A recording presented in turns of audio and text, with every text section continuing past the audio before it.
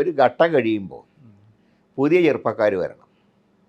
ഇപ്പോഴെന്താണ് ഇത്രയും വലിയ ഗ്യാപ്പ് ഉണ്ടാവാൻ കാരണം? എല്ലാ സീനിയേഴ്സാണ് KPC പ്രസിഡന്റുമാരായിട്ട് വന്നത്. അപ്പോൾ അങ്ങനെ വരുമ്പോഴാണ് നമുക്ക് വേറെ സബ്സ്റ്റിറ്റ്യൂട്ട് സുധാകരൻ ഇരുന്ന സ്ഥാനത്ത് ഇദ്ദേഹം മതിയോ എന്നൊരു തോന്നലുണ്ടാവുന്നത്. ഇവരാരും സംസ്ഥാനത്ത് പ്രവർത്തിക്കാത്തതുകൊണ്ടാണ്. ഇപ്പോൾ സണ്ണിയാണെങ്കിൽ DCC പ്രസിഡന്റ് സ്ഥാനം ഒഴിഞ്ഞതിന് ശേഷം നേരെ MLA ആയിപ്പോയി. അപ്പോൾ ആ ജില്ലയിൽ നിന്ന് പുറത്ത് അങ്ങനെ കടന്നില്ല. പിന്നെ ഈ നിയമസഭയിലെ പ്രസംഗമൊക്കെയാണ് അദ്ദേഹത്തിന് കുറച്ചെങ്കിലും ഒരു അട്രാക്ഷൻ ഉണ്ടാക്കിയത്. അപ്പോൾ അതൊക്കെ മുൻകൂട്ടി കണ്ടുകൊണ്ടാണ് ഇത്തവണത്തെ ലിസ്റ്റിൽ ഭാവിയിൽ നമുക്ക് പ്രൊജക്റ്റ് ചെയ്യാവുന്ന ചെറുപ്പക്കാരെ വർക്കിംഗ് പ്രസിഡന്റുമാരായി കൊണ്ടുവന്നത്. അതൊരു നല്ലൊരു ചേഞ്ച് തന്നെയാണ്.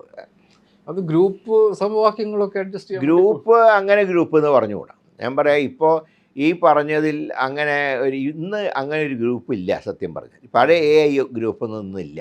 ഇന്നിപ്പോൾ ഓരോ വ്യക്തികളെ കേന്ദ്രീകരിച്ചൊക്കെയാണ് ഓരോ അധികാര കേന്ദ്രങ്ങൾ രൂപം കൊള്ളുന്നത്. അത് സ്വാഭാവികമായിട്ട് കോൺഗ്രസ് രാഷ്ട്രീയത്തിൽ പതിവുള്ള ഒരു കാര്യമാണ്.